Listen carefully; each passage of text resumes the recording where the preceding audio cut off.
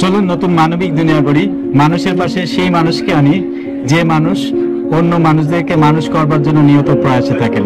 এমনই একজন মানুষ আমার পাশে বসেছেন, তার সঙ্গে আমরা কথা বলতে চলে যাচ্ছি এবং একটি বই বৃত্তের বাইরে গল্প সংকলন নিয়ে, মোর্শেদ মর্তুজা। ব্যক্তিগতভাবে আমি তাকে চিনি, আমার বিশ্ববিদ্যালয়ের বড় ভাই। এই মুহূর্তে একজন লেখক হিসেবে এবং একজন শিক্ষক হিসেবে আমরা আপনার কাছে চলে যাচ্ছি এই গল্প সংকলন এবং অন্যান্য প্রসঙ্গে। ধন্যবাদ আপনাকে, আমাকে এখানে সুযোগ দেওয়ার জন্য অসংখ্য কৃতজ্ঞতা আপনার প্রতি। বৃত্তের বাইরে গল্প সংকলন বাংলা একাডেমি 2025-এ প্রকাশিত একটি নতুন বই। এখানে 14 জন গল্পকারের গল্প স্থান পেয়েছে, তার মধ্যে আমি একজন নগণ্য ব্যক্তি। এবং এখানে যে গল্পটি ছাপা হয়েছে সেটি একটু অন্য ধারার একটু গল্প।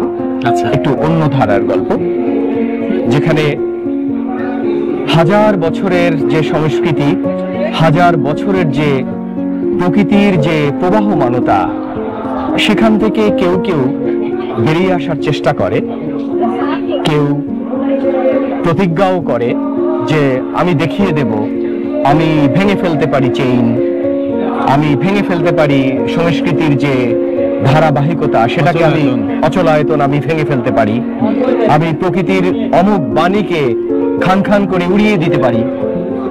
কিন্তু আসলেই কি পারে?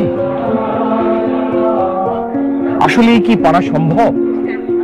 হাজার বছরের যে সংস্কৃতি এবং হাজার হাজার কোটি কোটি বছরের যে মানবিক চেতনার যে ধারাবাহিকতা এবং মানবিক চেতনার যে বিচ্ছুরণ, সেখান থেকে একটা মানুষ কত দূর সরে যেতে পারে? তাহলে তো আমরা Aristotle, Tolstoy, Socrates, Rabindranath, Nazrul প্রতি বছর বছর পেতাম, তা কিন্তু পাই না। সেই সত্যটা এবং সেই অভিজ্ঞতার যে ফসলটা, সেটাই তুলে ধরার চেষ্টা হয়েছে, এই রূপান্তরে তুলে ধরা হয়েছে এই গল্পে।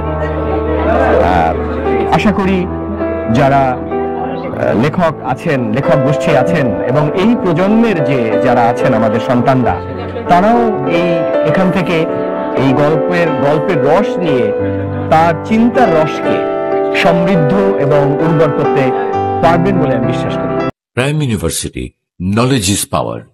The university prides itself on a hybrid library that combines digitized and digital search platforms in addition to a rich variety of books and publications. World-class laboratories with state-of-the-art equipment are there to flourish the inquisitive mind. From the time they go through a well-ordered admission process, career counseling and job placement department plays a supportive role for the students. Your dreams are realized as radiant success. আচ্ছা, এটা সত্য। যেমন আমরা এই যে অচলায়তন ভাঙবার যে এত বড় বড় প্রয়াসেও কিন্তু কিছু হয় কিনা আবারও অন্ধকার নামে।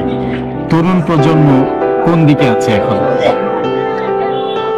তরুণ নিজস্ব মতামতের ভিত্তিতে তরুণ প্রজন্ম প্রচন্ড এক অস্থিরতার মধ্যে আছে, এক অস্থির জগতে আছে এবং আমার মনে হয় অচলায়তন ভাঙবে কি, তারা যেন অচলায়তনের মধ্যে হারিয়েই যাচ্ছে, আবার ডুবে যাচ্ছে। কারণ তাদের কোনো শিল্প চর্চা নেই, বইয়ের সাথে কোনো সম্পর্ক নেই। তারা এখন ডিভাইস নেই, তারা এখন ডিভাইস, এটার মধ্যে যা কিছু আছে এটাই মত্ত হয়ে গেছে। তাদের এখন চোখের ক্ষুধা, আর এই বইয়ের নিষ্প্রাণ পাতায় তাদের চোখের ক্ষুধা মেটে না। তারা এই বইয়ের পাতা থেকে, নিষ্প্রাণ পাতা থেকে প্রাণগুলোকে বের করে আনতে পারছে না।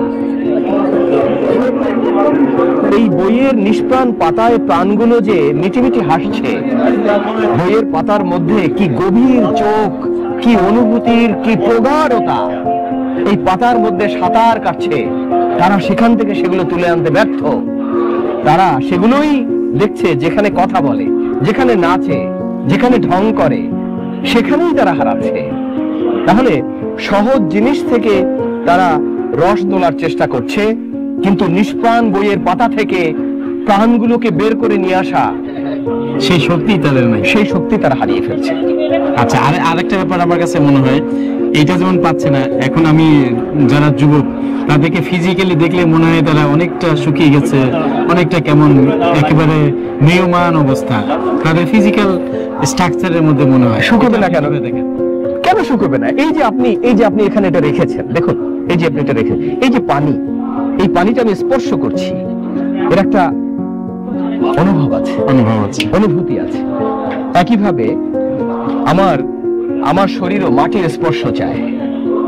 আমার শরীর যদি মাটির স্পর্শ না পায়, আমার চোখ যদি সবুজের স্পর্শ না পায়, আপনি তো সুস্বাস্থ্যের অধিকারী হবেন না, কখনোই হবেন না। সত্য। আমি যখন ক্লাসে যাই, আমার বলতে খুব কষ্ট হয়, আমি যখন ক্লাসে যাই, আমি ক্লাসে গিয়ে বলি যে রুমের পর্দা সরিয়ে দাও, বলে না স্যার পর্দা সরাবেন না, চোখে লাগে।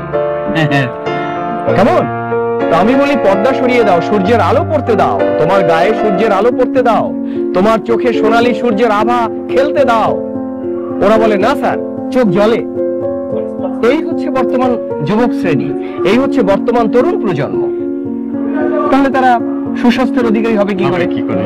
তারা তো ভিটামিন ডি তে ভুগছে, কারণ তো সূর্যের আলো তাদের গায়েই পড়ে না। আর পড়ানোর চেষ্টা করি, আমাকে অপছন্দ করে, যে পাগলা আসছে। এই হচ্ছে দুঃখের কথা, কি বলেন? এই বিষয়গুলো কিন্তু সত্যিকার অর্থে মানব জীবনের যে সৌন্দর্য তাকে ভোগ করানো এবং এই উপভোগকে বৃদ্ধি করে আমাদের এই নতুন পৃথিবী স্বর্গময় হবে সে আশা আমরা ব্যক্ত করি।